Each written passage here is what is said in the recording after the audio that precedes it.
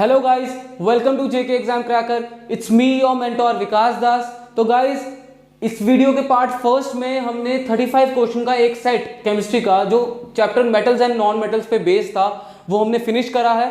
And आज मैं आपके लिए मेटल्स एंड नॉन मेटल्स का पार्ट सेकंड मतलब सेट सेकंड लेके आपके लिए आया हूं, जिसमें आपके अनदर 35 क्वेश्चंस का एक सेट होगा।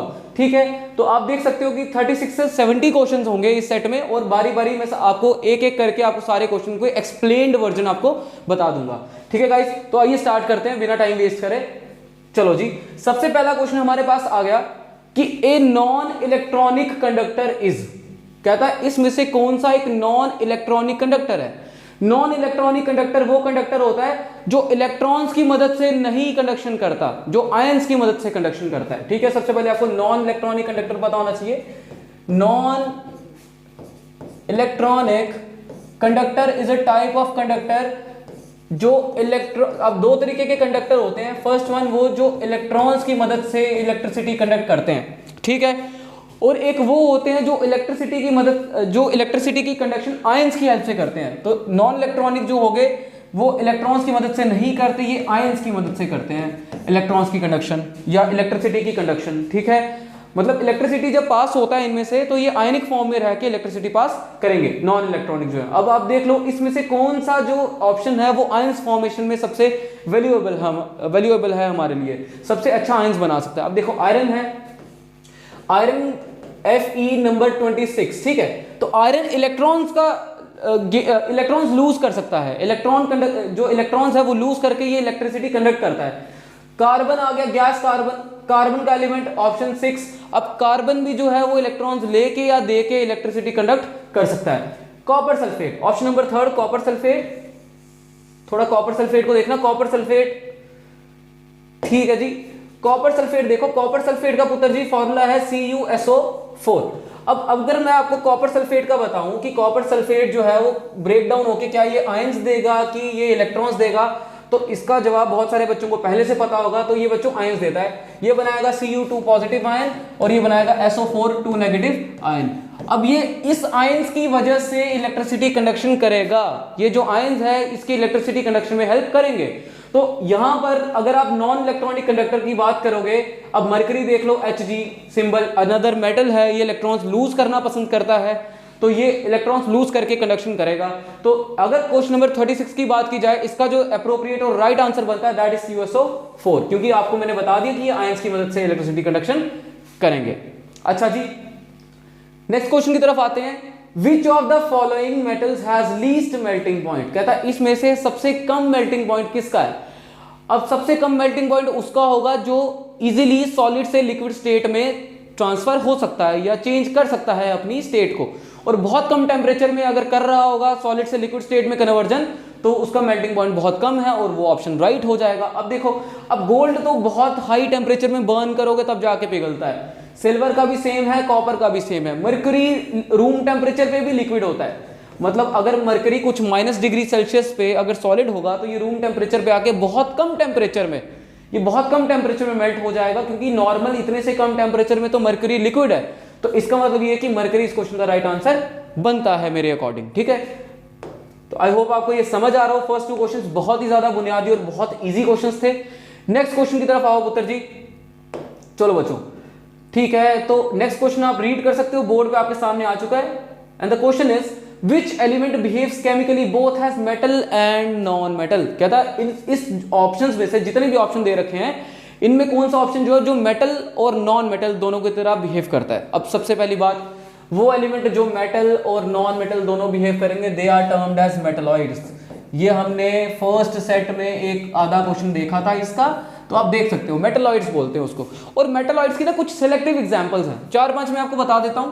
बोरॉन हो गया, आर्सेनिक हो गया, सिलिकॉन हो गया, जर्मेनियम हो गया, ये कुछ एग्जांपल्स हैं जो मेटलॉइड्स बिहेव करते हैं। अब देखो मेटल नॉन मेटल दोनों बिहेव कर रहे हैं। अब इन चारों में से देखो कौन सा ऑप्शन है यहाँ पे। अब एर्गॉन तो है नहीं इस ऑप्शन में, बोरॉन है, जिनॉन नहीं है, कार्बन नहीं है, तो option 2 boron is the right answer. ठीक है बच्चों, अब आर्गॉन जिनॉन की बात करोगे दे आर इनर्ट गैसेस जो रिएक्ट नहीं करते हैं, ये इनर्ट होते हैं, मोनोटॉमिक नेचर के होते हैं और कार्बन की बात करोगे it behaves as a non metal, और ये इलेक्ट्रॉन कंडक्शन जो करता है ये कोवलेंट बॉन्डिंग के स्ट्रक्चर में करता है। अगर आप मेटल नॉन, ये सिर्फ नॉन मेटालिक बिहेवियर करता है कार्बन, ठीक है। और आर्गोन और जिनोन और ऑल्सो नॉन मेटल्स, और ये इनर्ट गैसेज होते हैं। बचा बोरॉन, बोरॉन मेटालिक और नॉन मेटालिक बिहेवियर दोनों शो करता है, ठीक है।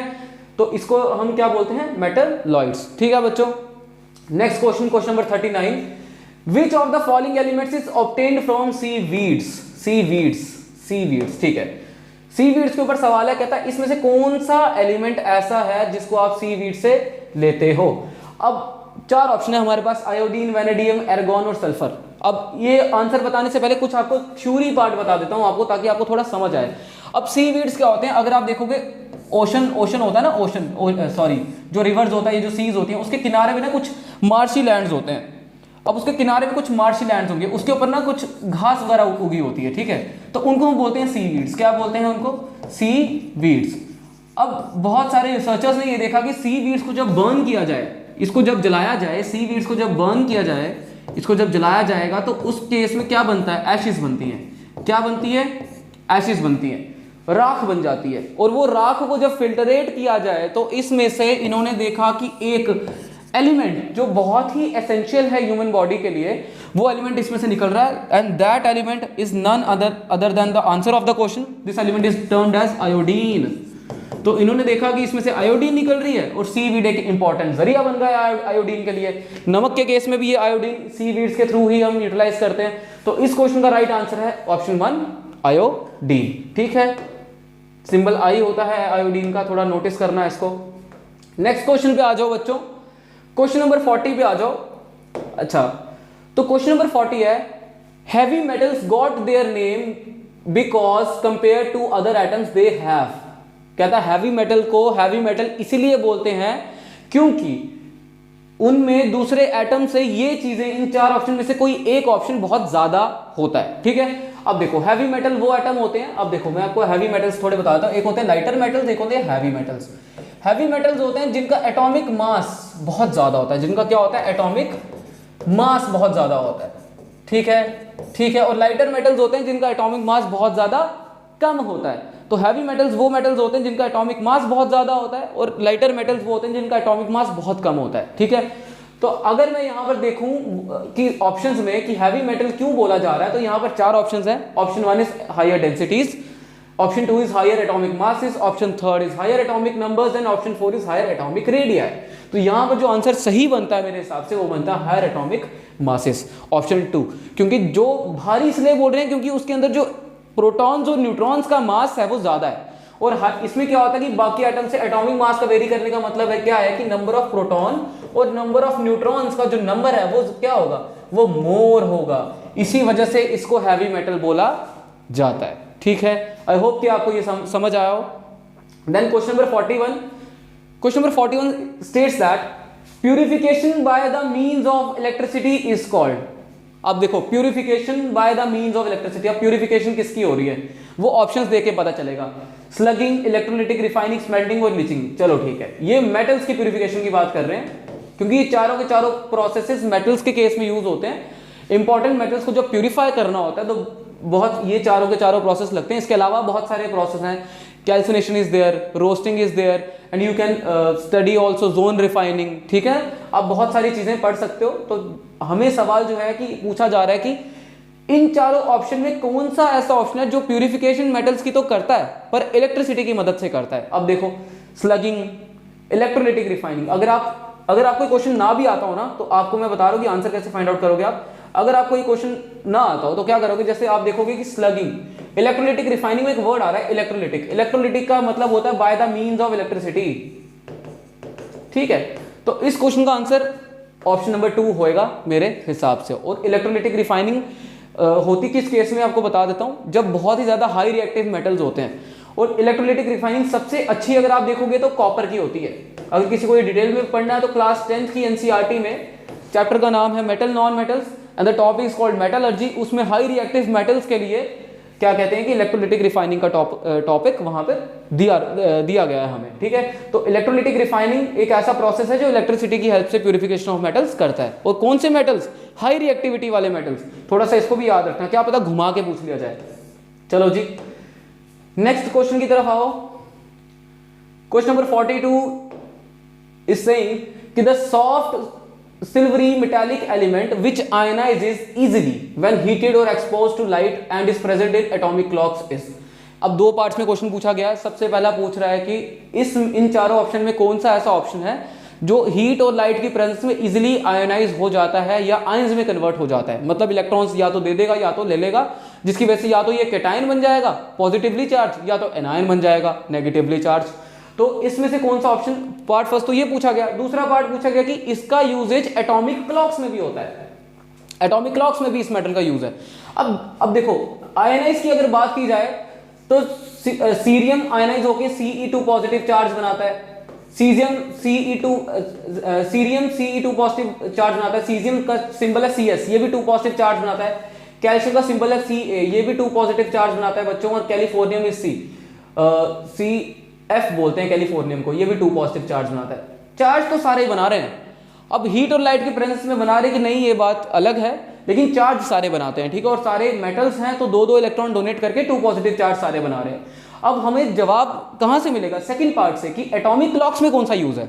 अगर आपने, मैं आपको बता भी देता हूं कि ये रेफरेंसेस कहां से ले रखे हैं। क्लास 11th में फिजिक्स में एक टॉपिक है that is units and measurement, आप वो पढ़ोगे तो उसमें ना 1 सेकंड की डेफिनेशन दे रखी है। अब 1 सेकंड की डेफिनेशन जो है ना सबसे एक्यूरेट फाइंड आउट करने के लिए वहां पर एक मेटल का नाम दे रखा है जिसको यूज करते हैं। That metal is the answer of the question, that is caesium. अब सीजियम जो है एटॉमिक क्लॉक्स में यूज होता है। सीजियम एक्चुअली एक सेकंड, मतलब कुछ नंबर ऑफ फिक्स्ड वाइब्रेशंस होती हैं, 9192 समथिंग समथिंग समथिंग, एक 10 या 11 डिजिट्स का नंबर है, उतनी वाइब्रेशंस ये 1 सेकंड में करता है, ये बोलते हैं। तो सीजियम, एक्चुअली सीजियम का भी कौन सा आइसोटोप, 133, इसको ऐसे लिखते हैं हम Ce133, ठीक है। सीजियम का 133 वाला आइसोटोप जो है वो एटॉमिक क्लॉक्स में यूज होता है। तो इस क्वेश्चन का आंसर अगर मैं एटॉमिक क्लॉक्स के पॉइंट ऑफ व्यू से देखूं तो सीजियम होगा, ठीक है। चलो जी नेक्स्ट क्वेश्चन पे आ जाओ। Catalytic converters are generally made from, क्या था कैटालिटिक कन्वर्टर्स। कैटालिटिक कन्वर्टर्स क्या होते हैं, थोड़ा सा मैं आपको आइडिया दे देता हूँ।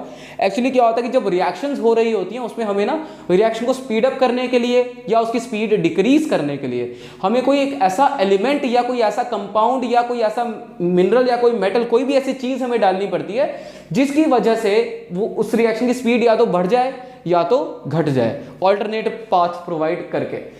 तो कैटालिसिस का सबसे अच्छा प्रॉपर्टी, पूरा का पूरा पीरियोडिक टेबल अगर आप पढ़ोगे उसमें 118 एलिमेंट्स हैं। सबसे अच्छी कैटालिसिस की प्रॉपर्टी जो है वो करते हैं D block elements. As D block elements मैं आपको थोड़ा बता दूंगा अभी, ठीक है। डी ब्लॉक एलिमेंट्स करते हैं, ये थोड़ा सा मैं रब करूंगा, मेरे को थोड़ा सा स्पेसिंग चाहिए, थोड़ा पीरियोडिक टेबल आपको बता देता हूं कि किस ऑर्डर में आपको देखना है। अब देखो पीरियोडिक टेबल अगर आप देखोगे ऐसा कुछ पीरियोडिक टेबल दिख रहा है, ठीक है। पीरियोडिक टेबल कुछ ऐसा दिखता है, ठीक है, ठीक है, कुछ ऐसा पीरियोडिक टेबल दिख रहा है, एंड में 2 लाइनें बनती हैं, ठीक है। And this is lanthanides and this is actinides, ठीक है। अब ये एल्कलाइन मेटल है, यहां पर आएंगे आपके ट्रांजिशन एलिमेंट्स या डी ब्लॉक एलिमेंट्स, यहाँ पे पी ब्लॉक एलिमेंट्स और ये एफ ब्लॉक एलिमेंट्स, इसको एस ब्लॉक एलिमेंट्स बोलते हैं। अब कैटालिसिस की सबसे अच्छी प्रॉपर्टी डी ब्लॉक एलिमेंट्स की होती है, और क्योंकि डी ब्लॉक एलिमेंट्स एस और पी ब्लॉक के बीच में रिजेंबल करते हैं, बीच में लाई करते हैं। एस और पी ब्लॉक के बीच में देखो ये एस ब्लॉक है, ये सारे के सारे 2 लाइनें एस ब्लॉक की हैं, ये पी ब्लॉक की लाइनें हैं, इसके बीच में लाई कर रहा है, तो इसलिए डी ब्लॉक को हम क्या बोलते हैं, ट्रांजिशन एलिमेंट्स, क्योंकि बीच में लाई कर रहा है, बीच में ट्रांजिट कर रहा है, इसलिए कैटालिसिस की सबसे अच्छी प्रॉपर्टी डी ब्लॉक एलिमेंट्स करते हैं। और डी ब्लॉक एलिमेंट्स का दूसरा नाम है ट्रांजिशन एलिमेंट्स, और डी ब्लॉक को सबसे अच्छा मेटल भी बोलते हैं, ठीक है। सबसे अच्छे मेटल डी ब्लॉक में होते हैं, इनके पास सबसे अच्छी प्रॉपर्टी होती है, जैसे कैटालिसिस की होती है, ये मेलेबल बहुत अच्छे होते हैं, इनको रियल और एक्चुअल मेटल्स बोलते हैं क्योंकि इनकी शीट्स, इनकी वायर्स कन्वर्ट होती हैं, बहुत अच्छे मेटल्स होते हैं, ठीक है। तो इसलिए इस क्वेश्चन का आंसर मेरे अकॉर्डिंग ट्रांजिशन मेटल्स होना चाहिए, ठीक है, मैं मेरे रीजंस के हिसाब से। बाकी कार्बन एक नॉन मेटल है, हाइड्रोजन मेटल में काउंट नहीं होता है, सिर्फ इलेक्ट्रॉन लूज करने की वजह से इसको बोलते हैं। एल्कलाइन मेटल बड़े सॉफ्ट मेटल होते हैं, वो कैटालिसिस नहीं कर सकते। तो क्वेश्चन नंबर 43 का आंसर जो है वो मेरे हिसाब से ट्रांजिशन एलिमेंट ऑप्शन 3 होना चाहिए। अच्छा जी, फिर आ गया the king of metals is, क्या था, इसमें से कौन सा एलिमेंट किंग होगा, ये सभी को पता होगा, गोल्ड को बोलते हैं, ठीक है। Gold is the king of element. Reason क्या है, गोल्ड को क्यों बोलते हैं, इसके कुछ रीजन है एक्चुअली ना, क्योंकि आप सबसे पहले देखो गोल्ड नॉन कोरोसिव नेचर का होता है, ठीक है। नॉन करोसिव नेचर का होता है। नॉन रिएक्टिव होता है, ज्यादा रिएक्टिविटी करता नहीं है किसी के साथ, अकेला रहना पसंद करता है, अकेला रहना पसंद करता है, ज्यादा रिएक्टिविटी करता नहीं है किसी के साथ। अब जब एक राजा होता है वो रहता तो अकेले ही है ना, वो वन ऑफ काइंड होता है, ठीक है, बाकी सारी प्रजा एक तरफ होती है, राजा एक तरफ होता है। तो किंग उसी को बोलेंगे जो बहुत अलग बिहेव करेगा, वैल्यूएबल भी है। राजे की एक प्रॉपर्टी, किंग की एक प्रॉपर्टी होती है कि वो बहुत वैल्यूएबल होता है, गोल्ड वैल्यूएबल भी है, ऐसा तो नहीं है कि चीप है, ठीक है। तो इस क्वेश्चन का आंसर गोल्ड होना चाहिए। रीजंस क्या है मैं आपको बता चुका हूं, ठीक है। क्वेश्चन नंबर 45 पे आओ। The most abundant metal in the earth crust is, कहता है सबसे ज्यादा अर्थ की क्रस्ट में मिलने वाला मेटल कौन सा है। अब देखो जिंक, कॉपर, एल्यूमिनियम, आयरन, ये चारों मेटल हैं। मैं सोच रहा था कि कोई नॉन मेटल मिलता तो उसको पहले ही क्रॉस कर देता, एलिमिनेशन से मैं देख लेता क्या है। अब इन्होंने मेटल पूछा और चारों मेटल दे रखे हैं, जिंक, कॉपर, एल्यूमिनियम और आयरन। इसका आंसर मैं आपको बताता हूं, ये एक फैक्चुअल बात है, ये आपको फैक्ट है, ये आपको याद रखना पड़ेगा। इसका आंसर है एल्यूमिनियम, क्योंकि एल्यूमिनियम 8.2% ऑफ अर्थ क्रस्ट में एल्यूमिनियम है। बाकी ऑक्सीजन, हाइड्रोजन, कार्बन मिल सकते हैं, पर ये तीनों के तीनों नॉन मेटल है। मेटल की बात की है क्योंकि अगर एलिमेंट पूछता तो ऑक्सीजन, हाइड्रोजन, कार्बन होते, मेटल पूछा है तो एल्यूमिनियम है, ठीक है बच्चों। और ये लगभग हर किसी एलिमेंट के साथ एज अ ओर आता है, चाहे आप सिलिकेट्स की बात कर लो, चाहे आप एल्यूमिनेट्स की बात कर लो, तो बहुत सारी इंप्यूरिटीज में भी एल्यूमिनियम मिलता है। बॉक्साइट होता है इसकी प्रेजेंस में, ठीक है, इसकी ओर को बॉक्साइट बोलते हैं एक्चुअली। चलो, with what is used in storage batteries. अब स्टोरेज बैटरीज बहुत ज्यादा अच्छा टॉपिक है। स्टोरेज बैटरीज कभी मौका मिलेगा तो बहुत अच्छे से बताऊंगा आपको। बहुत तरीके की बैटरी होती है, एक होती है रिचार्जेबल, एक होती है चार्जेबल, ठीक, एक होती है नॉन रिचार्जेबल जो वन टाइम यूज के लिए होती है, ठीक है। अब स्टोरेज बैटरीज वो होती हैं जिसमें आप एनर्जी स्टोर करके रखते हो, ठीक है। और एनर्जी स्टोर करने के लिए सबसे अच्छी बैटरी जो हमारे पास है वो है लेड एसिड बैटरी। और एसिड भी कोई मामूली एसिड, ऐसा वैसा एसिड यूज नहीं करते हैं, एसिड यूज करते हैं king of acids, that is H2SO4, जिसको बोलते हैं सल्फ्यूरिक एसिड, ठीक है। तो ना कॉपर, ना टिन, ना जिंक, इसका सही आंसर है थर्ड, लेड। अगेन फैक्चुअल था, लेड का थोड़ा आप देख लेना। लेड जो है एक तरीके का नॉन मेटल है, और सॉरी लेड जो है एक तरीके का हैवी मेटल है, नॉन मेटल नहीं, बहुत हैवी मेटल है। और लेड की प्रॉपर्टीज ऐसी हैं कि जिसकी वजह से इसके आयंस को स्टोर किया जा सकता है, ठीक है। तो इसीलिए lead is the right answer यहाँ पे। चलो जी अगला क्वेश्चन पे आ जाओ। 47 dash gives hardness to stainless steel, कहता है इसमें से कौन सी ऐसी इंग्रेडिएंट है जो स्टेनलेस स्टील को हार्डनेस देती है। स्टेनलेस स्टील की कंपोजिशन कल मैं बता चुका हूं आपको, आयरन, कार्बन, क्रोमियम, ठीक है। अब आयरन, स्टेनलेस स्टील को हार्डनेस जो है, आप देखो आयरन, कार्बन, क्रोमियम, आप अगर कंपोजिशन याद हो, फर्स्ट सेट में एक क्वेश्चन था ऐसा स्टेनलेस स्टील की कंपोजिशन पे, अगर आपको कंपोजिशन याद हो तो कंपोजिशन याद होने के साथ साथ आप इसका सही आंसर देख सकते हो, क्योंकि यहां पर आयरन तो दे नहीं रखा, क्रोमियम भी दे, जिंक तो होता ही नहीं स्टेनलेस स्टील में, लेड भी नहीं होता, टिन भी नहीं होता। इसका सही आंसर है कार्बन, ऑप्शन नंबर थर्ड, ठीक है, क्योंकि कंपोजिशन देखोगे तो सिर्फ कार्बन ऑप्शन मिलेगा। तो यही तीन एलिमेंट यूज होते हैं, इसके अलावा कोई यूज होता भी नहीं है। तो इसका सही ऑप्शन है option carbon. Carbon hardness provide करता है स्टेनलेस स्टील को, ठीक है, ये देख लेना। फिर आ गया phosphorus is kept in water because.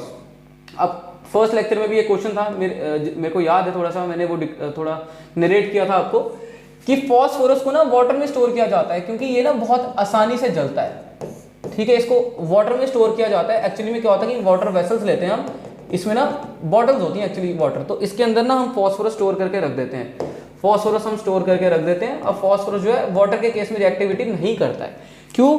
क्योंकि फॉस्फोरस जो है उसका जो जिस टेम्परेचर पे जलता है वो बहुत कम है। मतलब अगर हमारा नॉर्मल रूम का टेम्परेचर 25-30 डिग्री सेल्सियस है, 18 भी है, तो 18 में भी फॉस्फोरस जलने लग जाएगा। इसका मतलब ये है कि इसको जलाने के लिए जो टेम्परेचर चाहिए वो बहुत कम है, और जलाने के लिए जब कोई टेम्परेचर चाहिए होता है, the temperature that is required to burn something is known as ignition temperature. जिस टेम्परेचर पे कोई भी चीज जलती है that is called ignition temperature, और इग्निशन टेम्परेचर फॉस्फोरस का है बहुत ज्यादा कम। इसी रीजन की वजह से फॉस्फोरस को वाटर में स्टोर किया जाता है। अब देखो ignition temperature is very low, option होना चाहिए मेरा, ठीक है। तो option number second right answer है, ठीक है। समझ में आ रहा है सभी को? चलो जी बहुत अच्छी बात है। आप में से बहुत सारों को पहले से भी आता होगा, पर आपको मैं कल भी एक चीज बता चुका हूं कि मेरा जो मेन पर्सपेक्टिव है नॉन केमिस्ट्री स्टूडेंट्स को थोड़ा ज्यादा हेल्प करने के लिए, इसलिए एक्सप्लेन कर रहा हूं। आप में से कई सारे बच्चों को पहले से ये चीजें पता होंगी, मैं इस बात को झुठला नहीं रहा हूं, पर आप इस वीडियो को फास्ट फॉरवर्ड करके देख सकते हो, ये आपके ऊपर है, ठीक है। तो मैं उन बच्चों की हेल्प थोड़ा ज़्यादा कर पाऊंगा जिनको थोड़ा सा केमिस्ट्री बैकग्राउंड नहीं है पहले से, तो वो बहुत अच्छे से यहाँ से देख के कर सकते हैं, ठीक है। तो बाकी अगर किसी को फास्ट फॉरवर्ड करके देखने उसको आता है तो ये तो बहुत अच्छी बात है, तो आप करके देख सकते हो पुत्र। चलो जी, question number 49, which one of the following non metal shows allotropy in the liquid state. कहता है इनमें से कौन सा एलोट्रॉपी लिक्विड स्टेट में कन्वर्ट कर होता है, ठीक है। सबसे पहले तो सबकी एलोट्रॉपी देखते हैं कि सबकी एलोट्रॉपी और एलोट्रॉप्स को कैसे कैसे होती हैं, क्या पता है ऐसा सवाल भी आ सकता है। मैं बात कर रहा हूं कार्बन की। कार्बन की एलोट्रॉपी में आपको मैं बताता हूं डायमंड, ठीक है, फ्लोरीन करके होता है, ठीक है। 60 कम से कम 60 कार्बन के मॉलिक्यूल्स होने चाहिए तब फ्लोरीन बनता है, एंड ग्रेफाइट। ये 3 बेसिक है, ठीक है, ठीक है। कार्बन के बाद आपका नेक्स्ट एलोट्रॉपी जो मैं पढ़ाऊंगा आपको, दैट इज आपका क्या कहते हैं, सल्फर। अब सल्फर में 2 तरीके की एलोट्रॉपी बहुत फेमस होती है, एक होती है रोम्बिक, एक होती है मोनोक्लिनिक। रोम्बिक सल्फर बोलते हैं और एक मोनोक्लिनिक सल्फर बोलते हैं, ठीक है। And the next one is called phosphorus. Phosphorus की 3 अलग अलग टाइप्स होती हैं एक्चुअली, तो फॉस्फोरस जो है वो 3 अलग अलग टाइप्स में आता है। सबसे पहले रेड फॉस्फोरस होता है, एक फॉस्फोरस P4 होता है, टेट्रावेलेंट होता है, आपको पता है ना, टेट्रा एटॉमिक होता है, ये 4 एटम एक साथ मिलते हैं, सल्फर के जैसे 8 मिलते हैं, ये ऑक्टा एटॉमिक होता है, ठीक है, ये P4 होता है। अब रेड फॉस्फोरस होगा, एक ब्लैक फॉस्फोरस होता है और एक व्हाइट फॉस्फोरस होता है, 3 होते हैं। अब मैं आपको सीधे सीधे बता देता हूं कि इसमें ना होते सारे के सारे सॉलिड ही हैं, सारे जितनी भी मैंने स्टेट्स लिखी सारे सॉलिड है, सिर्फ इकलौता ऐसा एक है जो किसी एक को हीट करने की वजह से वो लिक्विड स्टेट में कन्वर्ट हो जाता है, ठीक है। तो एक ही ऐसा एलिमेंट है जो लिक्विड में कन्वर्ट होता है। अब देखो होता क्या है, डायमंड जो है सभी को पता है, डायमंड एक सॉलिड स्टेट का है, ठीक है। जो सॉलिड है उसको ऐसे लिख रहा हूं, फ्लोरीन सॉलिड है, ग्रेफाइट सॉलिड है, रेड फॉस्फोरस सॉलिड, ब्लैक भी सॉलिड और व्हाइट भी सॉलिड। अब देखो रोम्बिक जो होता है ना वो सॉलिड होता है, रोम्बिक जो सल्फर है वो सॉलिड होता है, लेकिन जब अगर कभी हम रोम्बिक सल्फर को हम करें हीट, ये इसको बोलते हैं डेल्टा, डेल्टा सिंबलाइजेस हीट। जब कभी हीट प्रोवाइड करोगे तो डेल्टा का सिंबल लगाना जरूरी होगा, तो डेल्टा सिंबलाइजेस हीट। अगर कभी भी रोम्बिक सल्फर को हीट करते हो तो वो मोनोक्लिनिक में कन्वर्ट होता है, और मोनोक्लिनिक सल्फर जो है वो रूम टेम्परेचर पे लिक्विड होता है, याद रखना। अच्छा, ब्रोमीन की हम बात नहीं कर रहे, ब्रोमीन का एक ही आइसोटोप होता है, क्योंकि ब्रोमीन एक नॉन मेटल है, ये पहले से लिक्विड होगा।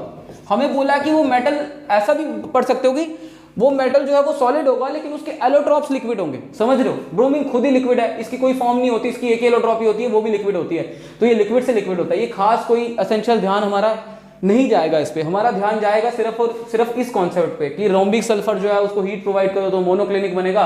तो इस क्वेश्चन का सही आंसर मेरे हिसाब से ऑप्शन नंबर 2 सल्फर होना चाहिए, ठीक है। तो नेक्स्ट क्वेश्चन पे आ जाओ, क्वेश्चन नंबर 50, हाफ सेंचुरी हो गई अपनी, ठीक है जी। डेली बेसिस पे मैं नहीं बोल रहा हूं कि एक ही दम से बहुत ज्यादा पढ़ लो, डेली थोड़ा थोड़ा थोड़ा थोड़ा पढ़ो। कम कंपोनेंट है, थोड़े कम क्वेश्चंस आने हैं केमिस्ट्री के, ये मैं जानता हूं बात, पर अगर 3-4 क्वेश्चन से ही आप पिछले पास्ट ईयर्स में देख सकते हो बहुत ज्यादा मार्किंग स्कीम में फर्क पड़ जाता है, बहुत ज्यादा रैंक्स गिर जाती हैं। तो इन क्वेश्चंस पे अगर थोड़ा सा ध्यान देके अगर आप फुल स्कोर कर सकते हो तो व्हाई नॉट। चलो जी, silver gets corroded due to dash in air. अब देखो सिल्वर का फॉर्मूला Ag, ठीक है। सिल्वर को जंग लगाने के लिए एक गैस बहुत एसेंशियल है, कमेंट सेक्शन में लिखो जरा, देखो जरा किसको पता चल रहा है। एक गैस बहुत एसेंशियल है और सिल्वर जो है ये जो प्रोसेस है इसको हम बोलते हैं टार्निशिंग ऑफ सिल्वर, ठीक है, टार्निशिंग ऑफ सिल्वर। अब सिल्वर को जो कोरोड करने के लिए जो गैस लगती है ना वो बहुत एक ही गैस है वो जिससे इसको जंग लगता है, that is called hydrogen sulphide. जंग लगने के बाद ये बनता है AgS+H2, ठीक है, जंग लग गया ये, और ये जो सिल्वर सल्फाइड की लेयर है ये ब्लैक कलर की होगी। ये अगर आप अभी मेरा कोई स्टूडेंट है जो देख रहा है, उसने अगर कोई सिल्वर की कोई ज्वेलरी पहनी है तो सिल्वर की ज्वेलरी अगर उसकी थोड़ी काली हो गई है वो पुत्र जी हाइड्रोजन क्या कहते हैं सिल्वर सल्फाइड की ही लेयर है जिसकी वजह से वो ब्लैकिश हो गई है।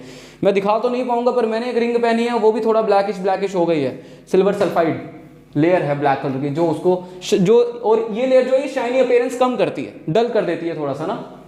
चलो जी नेक्स्ट क्वेश्चन पे आ जाओ। Due to their semiconductor properties the non metal used in computer TV etcetera. Semiconductor properties, इसके लिए सेमीकंडक्टर पता होना चाहिए।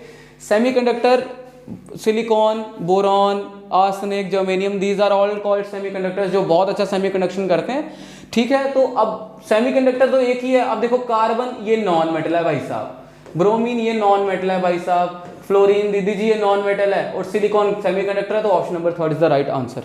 ठीक है, अब टीवी में यूज होता है, कंप्यूटर्स में भी यूज होता है, ग्राफिक चिप्स में होता है, रैम या डलवा रहे हो आप, रोम डलवा रहे हो, उसमें भी यूज होता है। ठीक है, बहुत सारे पर्सपेक्टिव में इसका यूज हो सकता है। नेक्स्ट क्वेश्चन पे आ जाओ। ठीक है, कहता one of the following commonly used materials the one that is not an alloy is. कहता इसमें से इन सब में कौन सा एलॉय नहीं है, इन चार ऑप्शंस में कौन सा एक ऑप्शन है जो एलॉय नहीं है।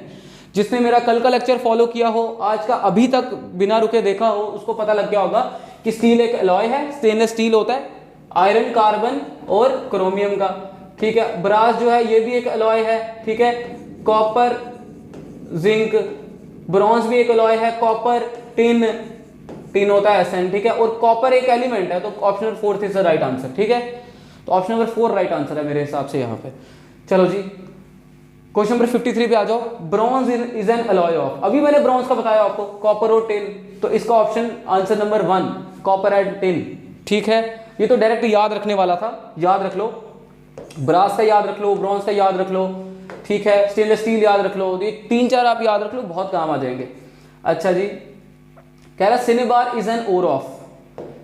सिनेबार इसमें से कौन सा ओर होता है? अच्छा, सबसे पहले मैं आपको बताता हूं, सिनेबार इज एन ओर। अब देखो, लेड का जो ओर होता है ना पुत्र, इसका नाम होता है लेड ग्लैंस। ठीक है, लेड का ओर। अब ओर क्या होता है मैं आपको बता देता हूं। ओर अर्थ के क्रस्ट से निकलने वाला मटेरियल होता है, जिसमें से हम मिनरल को अलग करके उसको हम कमर्शियल पर्पसेस के लिए, उसके यूजेज के लिए उसको यूज करते हैं, और इंप्योरिटी को हम अलग करते हैं। जो इंप्योरिटी अलग होगी उसको बोलते हैं गैंग। 3 टर्म्स हैं एक्चुअली में यहाँ पे, first one is mineral, second one is ore, और थर्ड वन इज गैंग। सबसे मेन जो है वो ओर है। अब ओर जो है वो धरती के क्रस्ट से आपने बहुत सारी मिट्टी निकाली खोद के, उसके अंदर मिनरल भी होंगे और गैंग भी होंगे। अब ओर से आपको क्या चाहिए? मिनरल। अब मिनरल और गैंग आपस में सबसे कंबाइन होकर ओर बनाते हैं। अब मैं अगर बोल रहा हूँ कि लेड की ओर है लेड ग्लैंस, मतलब लेड ग्लैंस हम धरती से निकालते हैं, उसमें से प्यूरिफाई करके लेड को अलग करते हैं, तो ये एक मिनरल हो गया है। ठीक है, और ये एक ओर है, और इसके अंदर से जो इंप्योरिटी निकलेगी उसको बोलेंगे गैंग, गैंग पार्टिकल्स बोलते हैं उसको। ठीक है, तो ये थोड़ा इस तरीके से समझना। लेड के ओर को हम लेड ग्लैंस बोलते हैं, मैंगनीज के ओर को मैंगनाइट बोलते हैं, मॉलिब्डेनम के ओर को मॉलिब्डेट बोलते हैं, और मरकरी के ओर को बोलते हैं सिनेबार। ठीक है, सिनेबार, ये तो याद रखना है, क्लास 10th में बहुत बारी पूछा गया, क्लास 10th के सीबीएसई के पेपर में आ जाता है कितनी बार। तो 54th के लिए तो ऑप्शन नंबर 4 मेरे लिए आंसर है। ठीक है जी, question number 55, which among the following is not a characteristic of transition metal. कहता इसमें से कौन सा ट्रांजिशन मेटल का कोई एक कैरेक्टरिस्टिक नहीं है। ठीक है, ट्रांजिशन मेटल का एक कैरेक्टरिस्टिक नहीं है। अब ट्रांजिशन मेटल मैंने आपको बताया डी ब्लॉक एलिमेंट्स होते हैं, उसकी कुछ प्रॉपर्टीज होती हैं, जैसे उनकी ऑक्सीडेशन स्टेट वेरी करती है, मतलब अलग अलग एलिमेंट्स की एक से ज़्यादा ऑक्सीडेशन स्टेट हो सकती है। एग्जाम्पल के तौर पे आयरन Fe2 पॉजिटिव भी करता है, Fe3 पॉजिटिव भी करता है। ठीक है, एग्जाम्पल के तौर पे अगर मैं मैंगनीज की बात करूं, मैंगनीज +2 +3 +4 +5 +6 +7 तक करता है। ठीक है, तो बहुत एक ही एलिमेंट अलग अलग ऑक्सीडेशन स्टेट शो कर सकता है। ठीक है, और ये इलेक्ट्रॉन लूज करने की टेंडेंसी इनकी अच्छी होती है, ये इलेक्ट्रॉन लूज करना पसंद करते हैं। तीसरा जो है ये मेलेबल अच्छे होते हैं, ऑक्सीडेशन स्टेट ये वेरी कर सकते हैं, मेलेबल अच्छे होते हैं, ये इजीली आयोनाइज हो सकते हैं, मतलब इनको बहुत कम एनर्जी रिक्वायरमेंट चाहिए किसी मेटल को, एनर्जी की रिक्वायरमेंट बहुत ज़्यादा कम होगी, एनर्जी अगर आप सप्लाई करोगे बहुत कम एनर्जी चाहिए, जिसकी वजह से ये आयंस में कन्वर्ट हो जाएं, क्योंकि मेटल्स अच्छे हैं, मेटल्स की प्रॉपर्टी होती है इलेक्ट्रॉन डोनेट करना। तो यहाँ पर देख लो कौन सा ऑप्शन नहीं है, नॉट पूछा गया है। मेलेबिलिटी ये ऑप्शन हो नहीं सकता इस क्वेश्चन के हिसाब से, क्योंकि मेलेबल होते हैं D block element. Ionization energy low होती है, इलेक्ट्रोनेगेटिविटी लो होती है, tendency to gain electron, electron gain थोड़ी करते हैं, ये तो लूज करते हैं, तो अगर लूज होता तो वो सही होता, लेकिन अगर नहीं पूछा गया तो मैं गेन के हिसाब से ऑप्शन नंबर 1 लगा दूंगा, क्योंकि D block elements electron lose करना पसंद करते हैं, गेन करना नहीं। तो ऑप्शन 55 का आंसर इज ऑप्शन ए। ठीक है बच्चों, नेक्स्ट क्वेश्चन पे आ जाओ। 56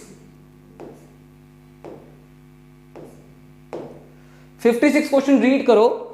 ठीक है जी, 56 क्वेश्चन रीड करो। 56 क्वेश्चन में आपको पूछा गया है कि इसमें से malachite is an ore of. अब देखो इसमें से कह रहे हैं कि मैलेकाइट किसका ओर है। ठीक है, अब ओर की मैंने बात कर दी, पीछे मरकरी के ओर का बता दिया, सिनेबार बोलते हैं, मैंगनीज के ओर को मैंगनाइट बोलते हैं, लेड के ओर को लेड ग्लैंस बोलते हैं, कॉपर एक है जिसका मैंने बताया नहीं, malachite is the ore of copper. इसका फॉर्मूला जो होता है ना वो होता है Cu2CO3OH2। This is an formula for malachite ore, malachite ore का फॉर्मूला है ये, ठीक है, लिख लो। चलो जी, तो इसका सही आंसर मेरे अकॉर्डिंग बनता है कॉपर। अब आप देख लो, कहता which of the following are the main components of bronze, कहता इसमें से कौन सा सबसे एसेंशियल कंपोनेंट है ब्रॉन्ज का, ठीक है। ये क्वेश्चन एक्चुअली में रिपीट हो गया है गलती से, क्योंकि ब्रॉन्ज का मैंने पहले बता दिया कॉपर एंड टिन, तो कोई बात नहीं, सॉरी, नेक्स्ट टाइम से थोड़ा ध्यान रखूंगा कि क्वेश्चन रिपीट ना हो कोई भी। 57 का आंसर है ऑप्शन नंबर 3, गलती से रिपीट हो गया, ये होना नहीं चाहिए था वैसे। चलो जी, कहता which of the following metal has the lowest density, कहता इसमें से सबसे कम डेंसिटी किसकी होगी। डेंसिटी का मतलब होता है कि किसके न्यूक्लियस में सबसे ज्यादा मास गैदर्ड है। अब इसमें से, अब अगर लोएस्ट डेंसिटी आपने देखना है तो मैं आपको सीधे सीधे ट्रिक बता रहा हूं, लो डेंसिटी उनकी होगी जिनका एटॉमिक नंबर कम होगा। एटॉमिक नंबर क्या होना चाहिए, लो होना चाहिए, जिनका एटॉमिक नंबर कम उनकी लो डेंसिटी। अब अगर आप लिथियम की बात करो, इसका एटॉमिक नंबर 3, आयरन का 26, गोल्ड का 79, वैनडियम का 23।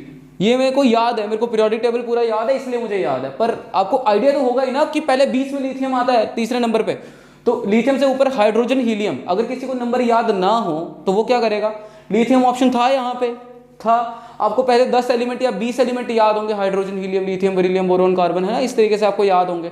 अब लिथियम सबसे छोटा एटॉमिक नंबर वाला है यहाँ पे, क्यों, क्योंकि ना हाइड्रोजन है ना ही हीलियम, तो यहाँ पर जो सही ऑप्शन है मेरे इस बात के अकॉर्डिंग वो बन गया लिथियम, ठीक है, वो आप देख सकते हो। कहता व्हाट इज ड्राई आइस, कहता ड्राई आइस किसको बोलते हैं। अब सीधे ड्राई आइस को सीधे सीधे, इसके लिए कोई ट्रिक नहीं है, कोई रॉकेट साइंस नहीं है। सॉलिड CO2, जब CO2 को सॉलिडिफाई कर दिया जाए बहुत कम टेम्परेचर में, उसको बोलते हैं ड्राई आइस।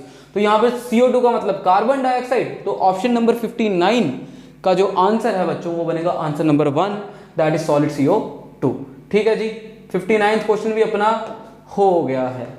नेक्स्ट क्वेश्चन पे आ जाओ, कहता which of the following metals, कहता which of the following metal shown by its symbol is generally used for making filaments of bulb। अच्छा जी, कल का लेक्चर अगर आपने देखा हो आपको याद होएगा, इसका आंसर तो आपको पता होगा, पर देखो यहां पर ये नहीं कि आपको आंसर पता है कि नहीं, आंसर तो पता ही है कि फिलामेंट ऑफ बल्ब टंगस्टन से बनता है, लेकिन बात यहां छुपी है कि क्या आपको टंगस्टन का सिंबल पता है। सिंबल तो पता ही होगा क्योंकि इसमें से 2-3 का तो पता लग ही गया होगा। Fe का होता है आयरन, यहां पर AU है, यहाँ पे AU होता है गोल्ड, ठीक है, Ag होता है सिल्वर, W हो गया टंगस्टन, तो option number 4 is the right answer, ठीक है, option number 4 is the right answer, ठीक है। W होता है टंगस्टन का सिंबल, थोड़ा देख लेना। चलो जी, which of the following is an ore of aluminium, कहता इसमें से कौन सा एल्यूमिनियम का एक ओर है। एल्यूमिनियम का ओर अगर आप देखोगे यहाँ पर तो आपको पता चलेगा कि ये सारे के सारे जो है ना वो अलग अलग चीजों के ओर हैं। गैलेना, ठीक है, अलग ओर है, क्रायोलाइट, सिनेबार, एप्सम सॉल्ट, ठीक है। तो cinnabar is the ore of, अगर मैं आपको बता दूं, cinnabar is the ore of mercury, Hg symbol रहता है। Galena is the ore of, lead glance को गैलेना बोलते हैं एक्चुअली में ना, जो लेड ग्लैंस में तब से बोल रहा था ना, उसको सिंप्लीफाई करके गैलेना बोलते हैं। And Epsom salt is an ore of chromium something something, ठीक है। तो second option cryolite is an ore of aluminium, तो क्रायोलाइट को मार्क कर दो। इसका फॉर्मूला होता है आपके पास Na3AlF6, Na3AlF6, तो cryolite is an ore of aluminium. इस क्वेश्चन का राइट आंसर है आपका क्रायोलाइट, ठीक है जी। नेक्स्ट क्वेश्चन पे आ जाओ, क्वेश्चन नंबर 62, कहता which of the following can not be beaten into sheets, कहता है इसमें से किसको शीट में बीटन नहीं, मतलब शीट में कन्वर्ट नहीं किया जा सकता। मतलब ये बोल रहा है कि इसमें से कौन सा, मतलब ये मेरे को पूछना चाहता है कि भाई साहब ये बताओ कि इसमें से कौन सा मैलिएबल नहीं है, क्योंकि शीट में कन्वर्ट करने की प्रॉपर्टी को मैलिएबिलिटी बोलते हैं बच्चों, और कह रहा है कि इसमें से कौन सा मैलिएबल नहीं है। तो गोल्ड एक अच्छी शीट बना सकता है, गोल्ड की परत आपने देखी होगी, सिल्वर तो आजकल बर्फियों पे भी लगती है, काजू कतली वगैरह खाओगे। एल्यूमिनियम की शीट बनती है, एल्यूमिनियम फॉइल बनती है। पोटेशियम एक बड़ा ज्यादा क्या कहते हैं सॉफ्ट मेटल होता है, तो potassium is the right answer, option number 3। Sodium भी होता है, तो सोडियम और पोटेशियम एक ही कैटेगरी में फॉल करते हैं, बहुत होते हैं लाइट, बहुत सॉफ्ट होते हैं, चाकू से कटते हैं एक्चुअली, तो इनको ठोक ठोक के शीटें कहाँ ही बनाते रहेंगे हम। Next question is what is found when magnesium is burned. कहता है इसमें से कौन सी चीज बनेगी जब मैग्नीशियम को जलाया जाएगा। मैग्नीशियम को जब जलाओगे ना उत्तर जी, मैग्नीशियम को जब जलाओगे, ठीक है, तो देखो राख बनती है और कुछ नहीं बनेगा, ये बनेगी राख। फ्लैश आपने कार्ड्स पढ़े होंगे, राख बनती है। तो इसमें दिया हुआ बेकिंग सोडा, कैल्शियम कार्बोनेट, ऐश और विनेगर। मैग्नीशियम में कैल्शियम कार्बोनेट, बेकिंग सोडा और विनेगर कैसे बन सकता है, ये तो बड़ा जाहिलों वाला सवाल है। तो आंसर जो है वो ऑप्शन नंबर 3 है, ठीक है। ये बड़ा नॉन चैलेंजिंग सा क्वेश्चन लगा मुझे। Question number 4, question number 4 Uttar, a dash thread is actually stronger than a steel wire. कहता है इसमें से किसकी थ्रेड जो है वो एक स्टील वायर से ज्यादा स्ट्रॉन्गर होती है। अब देखो वूल एक नेचुरल पॉलीमर है, कॉटन नेचुरल पॉलीमर है, जूट एक नेचुरल पॉलीमर है, ये एक आर्टिफिशियल पॉलीमर है। तो इसको हम इस तरीके से डिजाइन करते हैं कि ये एक स्टील वायर से ज्यादा स्ट्रॉन्गर बने। तो इसका सही आंसर है नायलॉन, ठीक है, नायलॉन। इसकी बहुत सारी वेराइटीज होती है, nylon 6 is a variety, nylon 6 is a variety. ये बहुत ज्यादा स्ट्रेंथफुल होते हैं, पैराशूट की रोप्स वोप्स तक बन जाती है इनसे, थोड़ा सा देखना।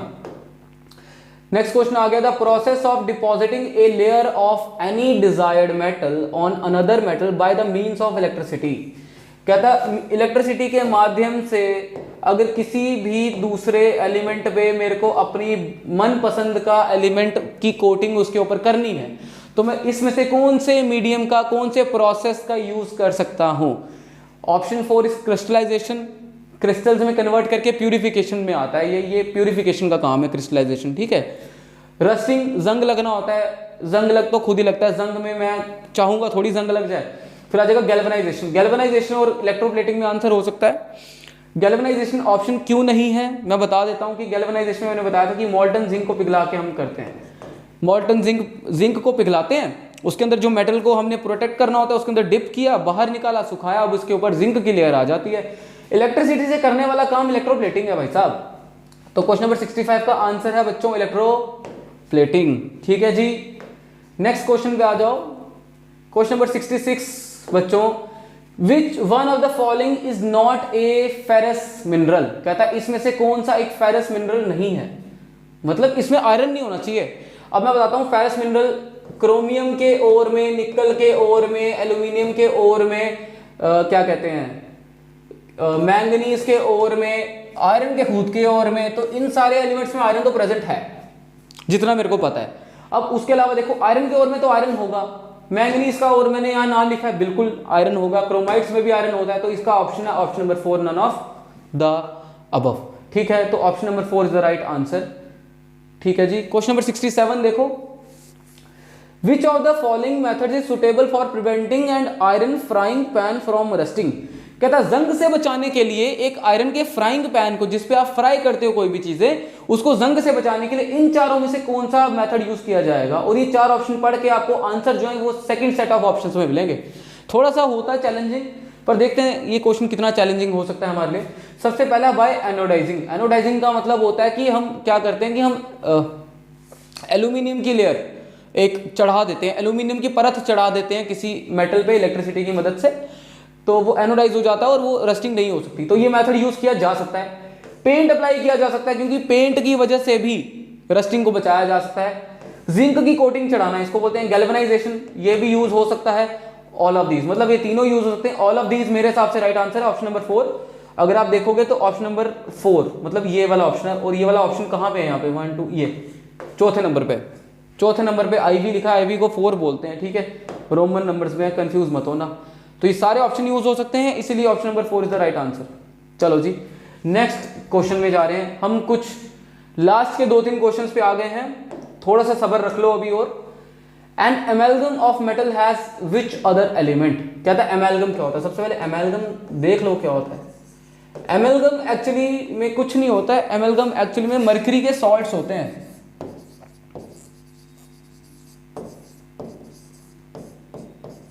मर्क्यूरी के सॉल्ट्स को एमेल्गम बोलते हैं, ठीक है। तो जो मर्क्यूरी के सॉल्ट्स बनते हैं, मर्क्यूरी जब सॉल्ट फॉर्मेशन करता है, उसके जो भी सॉल्ट बनते हैं उसको हम थोड़ा सा अलग से बताने के लिए, क्योंकि मर्क्यूरी थोड़ा एक्सेप्शन है, तो उसको थोड़ा अलग से बताने के लिए उसको एमेल्गम बोलते हैं। तो एमेल्गम में मर्क्यूरी होना चाहिए। मर्क्यूरी का सिंबल Hg, देखो Hg है क्या, option number 4 Hg। Carbon, gold, silver ना, एमेलगम में आएगा आपका Hg, ठीक है। चलो जी, which of the following metal is the heaviest, कहता है इसमें से सबसे हैवीएस्ट कौन सा है। कल हमारा लेक्चर हुआ कि हैवीएस्ट मेटल ऑस्मियम होता है, आयरन सिल्वर निकल ऑस्मियम, सबसे हैवीएस्ट मेटल है ऑस्मियम, कल हमने बात की थी, ठीक है।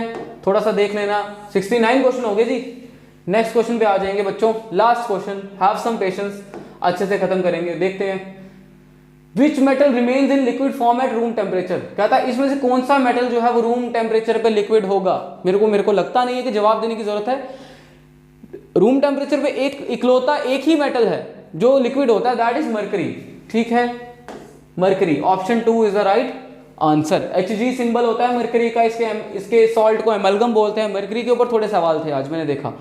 तो नेक्स्ट सेट ऑफ क्वेश्चंस में हम थोड़े और वैरायटी ऑफ क्वेश्चंस लेके आएंगे आपके लिए। मैं अच्छे क्वेश्चंस प्लान करने की कोशिश कर रहा हूं। हमारा मेन पर्सपेक्टिव और मोटिव यही है कि हम आपको हेल्प कर सके। तो जो इस चैनल में फर्स्ट टाइम विजिट कर रहे हैं वो इस चैनल को सब्सक्राइब जरूर करो, वीडियो को लाइक करो, कोई डाउट है तो कमेंट करके बता दो, एनी सजेशन, कोई सजेशन भी देना चाहता है तो कमेंट में बता सकता है। I am open to suggestions also, ठीक है। तो बच्चों आज के लिए इतना ही रखते हैं, मिलते हैं हम नेक्स्ट सेट ऑफ क्वेश्चंस में जो इसके बाद वाला सेट है। तब तक के लिए thank you so much and hard work करते रहो, जरूर सक्सेस मिलेगी।